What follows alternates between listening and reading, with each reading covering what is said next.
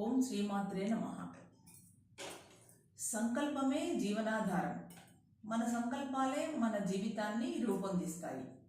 యద్భావం తద్భవతి. మనం ఎలా ఆలోచిస్తామో అలాగే తయారవుతాము. అంటే మన మనసులో ఏం సంకల్పాలు చేస్తామో దాన్నే పొందుతాము. మన జీవితం సుఖ దుఃఖాలు, గెలుపు ఓటమిల ఆట. మన మనసులో ఏ విషయం గురించి పదే పదే ఆలోచిస్తామో అదే మన ముందుకు వస్తుంది. అందుకని మన మనసులో సంకల్పం ఇలా చేయాలి: పరమాత్ముడి దయ వలన నేను చాలా ఆనందంగా ఉన్నాను, చాలా ఆరోగ్యంగా ఉన్నాను, సురక్షితంగా ఉన్నాను. సదా భగవంతుడు నా చేయి పట్టుకొని నడిపిస్తున్నాడు. పరమాత్ముడి తోడు మరియు పరమాత్ముడి వరదహస్తం నా తలపైన ఉన్నది.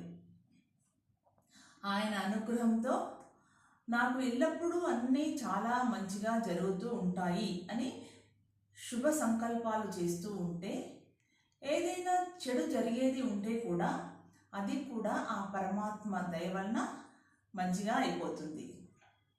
బలహీన సంకల్పాలు, నెగటివ్ థాట్స్ మన జీవితాలను అధోగతి పాలు చేస్తాయి.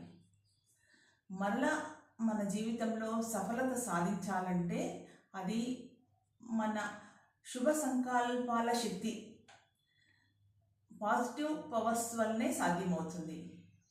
కనుకనే శుభ సంకల్పాలు చేయడం ద్వారా పాజిటివ్ ఎనర్జీని పెంచుకోవడం సాధ్యమవుతుంది.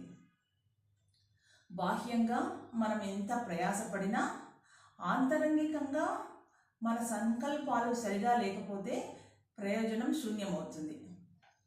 కనుక మన ధ్యాస అంతా మన సంకల్పాల పరివర్తనపై పెడితే సహజంగానే మన జీవితంలో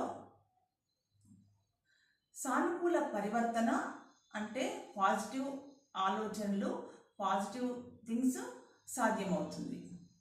కనుక మనము ప్రతిరోజు ఓంకార ధ్యానం, ఓంకార ధ్వని చేస్తూ ఉంటే శుభ సంకల్పాలు, పాజిటివ్ థాట్స్ చేసే శక్తి వస్తుంది.